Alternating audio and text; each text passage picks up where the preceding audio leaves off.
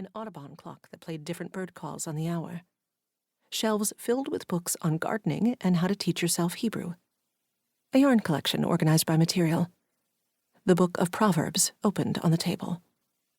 Similarly alone, my grandmother insisted that she was a burden to others. She banished herself to an apartment with the Catholic TV channel and potato salad. Of my aunts, one was a nun.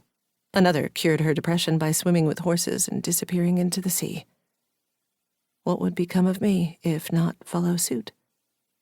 So I fled them. Marta was different. She built an accessible, grand gesture. When she disappeared, she didn't disappear.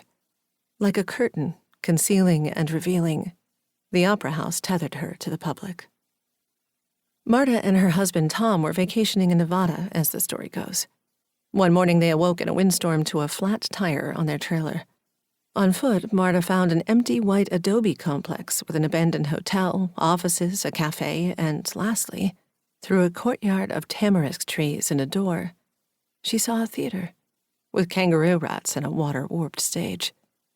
As I peered through the tiny hole, she said, I had the distinct feeling that I was looking at the other half of my life. The building seemed to be saying, take me, do something with me. I offer you life. Marta and Tom moved into their trailer while they renovated. The desert was occupied by alfalfa and ostrich farms, wild horses, mesquite beans, and wind. Marta hated the wind for how it made emptiness emptier. They purchased lawn chairs and corduroy curtains, turned coffee cans into theater lights. Marta's aloneness became something more permanent. She saw herself mirrored in the discarded buildings and the stray cats in town. She rehearsed all day and sometimes taught ballet to the local children who would later come to her opening performances dressed in pajamas. Tom changed, too, from a big city businessman to a desert bartender, a man in a cowboy hat who wasn't set up to live in the dust. A day passed and Marta and I hadn't spoken yet. Felt fretful. Desired having long conversations in a hushed tone on the phone with someone who would share my awe or advise me on the situation. I had a missed call from my mother. I pushed the phone under a couch cushion. Things in the house were missing, taken by Peter when he boxed them. I had stormy landscape paintings, but no coffee table. An ornate lamp and an air mattress, but no dog or cutting board. I was on leave from the film department at Shepherd College and surrounded by half-finished projects that fell apart when Peter left.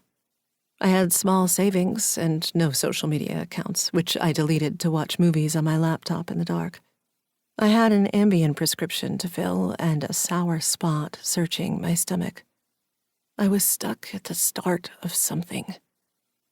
I looked out the window. No Marta.